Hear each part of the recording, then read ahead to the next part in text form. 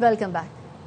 ٹیمیں تیار، شائقین بے قرار، سب کو ہے فیفا ورلڈ کپ فائنل کا انتظار۔ ارجنٹائن اور اسپین کے درمیان میگا فائنل میں صرف ایک روز باقی، فیصلہ کن معرکہ کل رات 12 بجے شروع ہوگا۔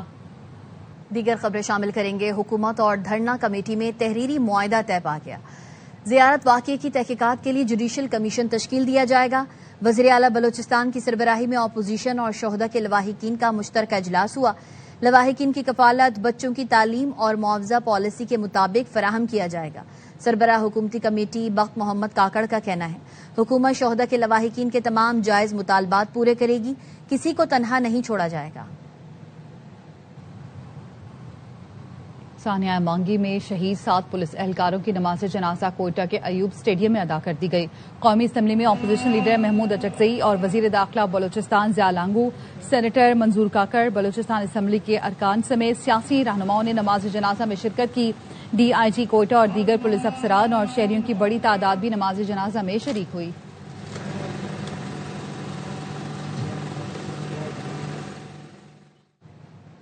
وزیر اعلیٰ بلوچستان سرفراز بگٹی کہتے ہیں کوئٹہ دھرنے میں کچھ سیاسی لیڈرز نے ریاست سے متعلق گمراہ کن پروپیگنڈا کیا۔ پاکستان کے خلاف جاری منظم سازش کو پاک فوج اور بلوچ عوام ناکام بنائیں گے۔ I S P R summer camp سے خطاب میں وزیر اعلیٰ نے کہا کالعدم T T P, B L A سمیت سب کی نانی بھارتی خفیہ ایجنسی را ہے۔ دہشت گرد تنظیموں کی را سے فنڈنگ اور ٹریننگ ہوتی ہے۔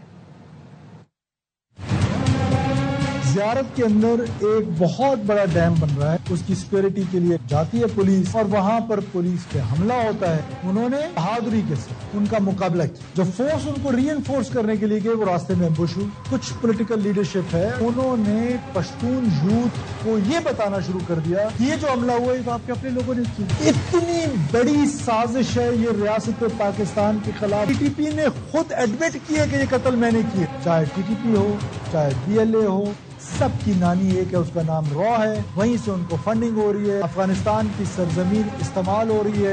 جو سو کال خواب ہے وائلنس کے زور پہ پاکستان کو توڑ دیں گے، احمقوں کی جنت میں رہے۔ پاکستان تا قیامت رہنے کے لیے ہے۔ پاکستان اور بلوچستان لازم و ملزوم ہیں۔ بلوچستان امن کی طرف بڑھے گا، کسی کا باپ نہیں روک سکتا بلوچستان کو امن کی طرف۔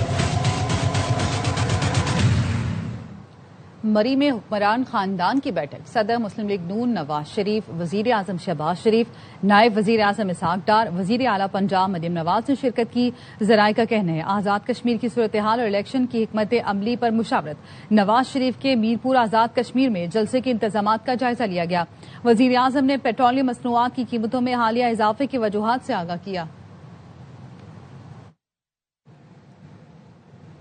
میر شاہ نواز بھٹو کی 41ویں برسی، خاتون اول اور رکن قومی اسمبلی آصفہ بھٹو زرداری کا خراج عقیدت۔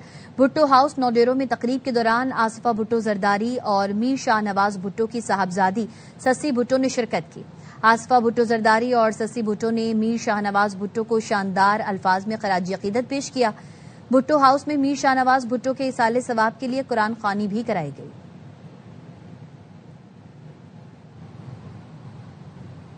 کراچی کے علاقے قائد آباد میں 3 سالہ کلثوم کے قتل کے الزام میں سگی چچی سمیت 2 ملزم گرفتار کر لیے گئے۔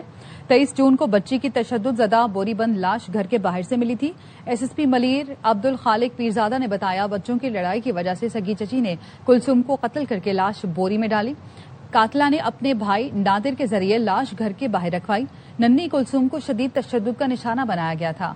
پولیس نے 50 سے زائد لوگوں کو حراست میں لے کر ڈی این اے لیا، کسی کا ڈی این اے میچ نہیں ہوا تھا۔ لاہور کے علاقے کاہنہ میں ماں اور 3 بچوں کی موت کا مقدمہ درج۔ پولیس نے بچوں کے والد ناصر کا بیان قلم بند کر لیا۔ ناصر نے بتایا اس کی بیوی 3 سال سے ذہنی کیفیت میں مبتلا تھی، 6 ماہ قبل دوا لینا چھوڑی۔ گروسری لے کر گھر پہنچا تو بیوی سے پوچھا بچے کہاں ہیں؟ اس نے کہا فاطمہ کے ساتھ فلم دیکھنے گئے ہیں۔ تم آئس کریم کھاؤ، صبح سے کچھ نہیں کھایا۔ خدشہ ہے بیوی نے آئس کریم میں کچھ ملا کر بچوں کو دیا ہے۔